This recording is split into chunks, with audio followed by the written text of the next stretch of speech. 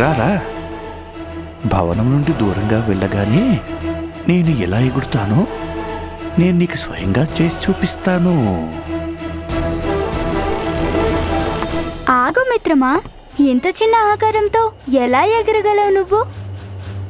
నువ్వు ఎగరలేవు. అరే ఆగు మిత్రమా, నా అనుమానాన్ని తీర్చు. అరే ఆగు.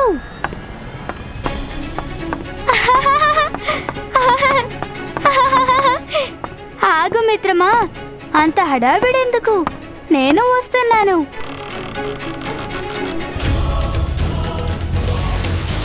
ఓహో, తను ఆకారాన్ని కూడా పెంచగలడా? ఎగురుతాడు కూడానా?